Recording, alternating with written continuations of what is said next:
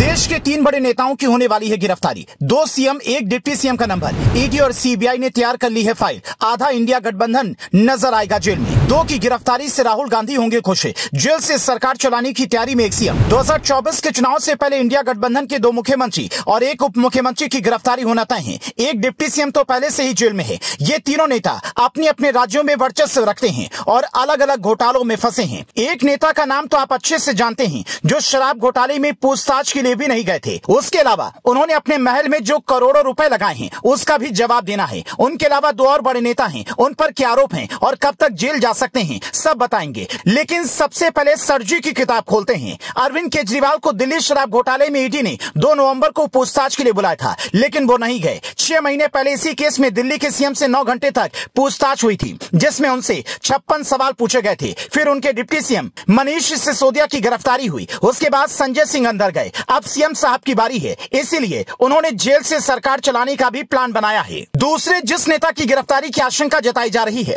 उनका नाम है तेजस्वी यादव, जो बिहार के डिप्टी सीएम हैं और इन पर जमीन के बदले नौकरी के मामले में गिरफ्तारी की तलवार लटक रही है।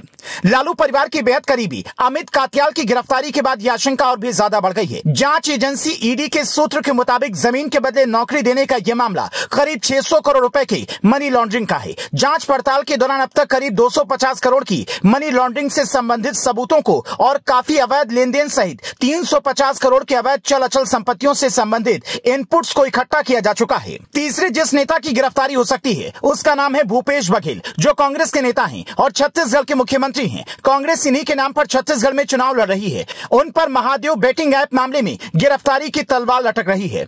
महादेव ऐप के मालिक ने आरोप लगाया था कि उसने सीएम भूपेश बघेल को 508 करोड़ रुपए की रिश्वत दी थी, जिस पर भूपेश बघेल ने कहा कि उन्हें चुनाव के दौरान फंसाने की कोशिश की जा रही है। किसी भी अनजान व्यक्ति के आरोपों को ईडी गंभीरता से ले रही है। उसके पीछे का मकसद समझ में आता है। ये तीनों इंडिया गठबंधन का अहम हिस्सा है, लेकिन कांग्रेस 2 नेताओं की गिरफ्तारी से बहुत नाराज नहीं होगी। इसमें सबसे पहला नाम अरविंद केजरीवाल का है, क्योंकि केजरीवाल से कांग्रेस भी कम नहीं चिढ़ती है।